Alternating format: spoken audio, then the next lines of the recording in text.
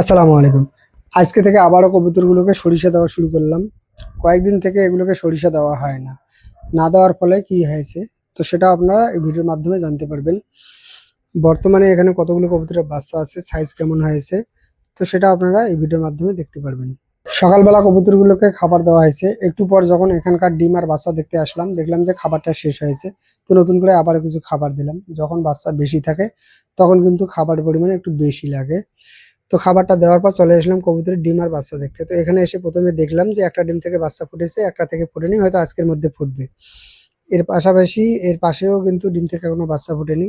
আর এই খাঁচার ভিতরে, বাঁশের ঝুড়ির খাঁচার ভিতরে এর আগে দেখিয়েছিলাম একটা বাচ্চা, তো এখানে একটা বাচ্চা অনেকটাই বড় হয়েছে। এর পাশাপাশি উপরের ডিম থেকে এখনো বাচ্চা ফোটেনি। তবে এই মাসে কবুতর থেকে অনেকগুলো সিঙ্গেল বাচ্চা পেয়েছি, আর এই সিঙ্গেল বাচ্চাগুলো পাওয়ার কারণে হয়তো লাভের পরিমাণ অনেকটা কম হতে পারে।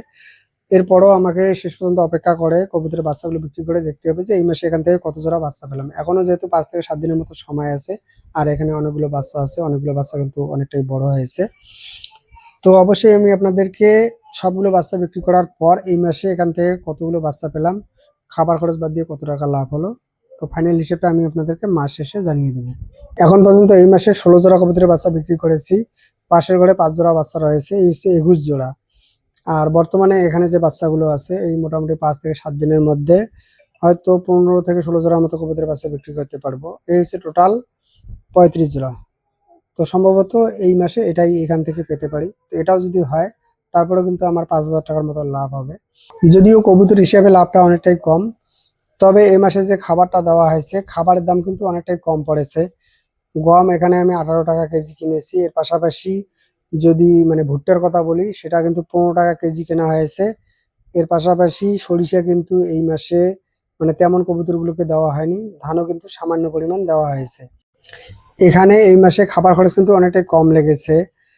অনেকে হয়তো সেটা বিশ্বাস করতে চাবেন না, কেননা অনেকে আমার ভিডিওগুলো অনেক দূর দূরান্ত থেকে দেখেন। তবে না বুঝে শুনে কমেন্ট করা কিন্তু ঠিক নয়। আমাদের এখানে খাবারের দামটা বর্তমানে মানে এটাই গেছে, আর এই দামে এই খাবারগুলো কেনা হয়েছে। বিশেষ করে অনেকে আমার ভিডিওগুলো বাংলাদেশ থেকে দেখেন, যার ফলে আর কি খাবারের দামের সঙ্গে তাদের খাবারের দাম মিল না থাকায় তো বিভিন্ন ধরনের মন্তব্য করেন। আমার ঠিকানা হচ্ছে পশ্চিমবঙ্গের কুচবিহার ডিস্ট্রিক্ট। তো আমাদের এখানে বর্তমানে খাবারের দাম এটা। তো যখন যেটা খাবারের দাম থাকে তখন কিন্তু আমি ভিডিওর মাধ্যমে সেটা তুলে ধরি। আগের ভিডিওতে আপনাদেরকে বলেছিলাম যে বর্তমানে কবুতরগুলোকে সরিষা দেওয়া হচ্ছে না। মোটামুটি 20 দিন থেকে এগুলোকে সরিষা দেওয়া হচ্ছে না। আর এটা এই জন্যই দেয়নি, মানে সেটা শেষ হয়ে গিয়েছিল। তো দেখতে চাচ্ছিলাম যে বর্তমানে যেহেতু গমটা অ্যাভেলেবেল পাওয়া যাচ্ছে, কম দামে পাওয়া যাচ্ছে, তো এটা দেওয়ার ফলে কবুতরের বাচ্চা কেমন হয়। আর প্রায় যেহেতু 20 দিন থেকে এগুলোকে সরিষা দেওয়া হচ্ছে না, তো এতদিনে বুঝে গেছি যে সরিষা ছাড়া কবুতরের বাচ্চা কেমন হতে পারে।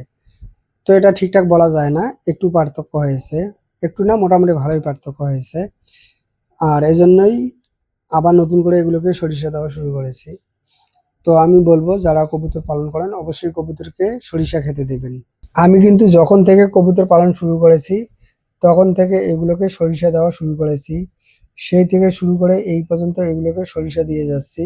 যদি কখনো সরিষা না থাকে তাহলে 2-1 দিনের মধ্যে সরিষাটা এনে এগুলোকে দেওয়ার চেষ্টা করি।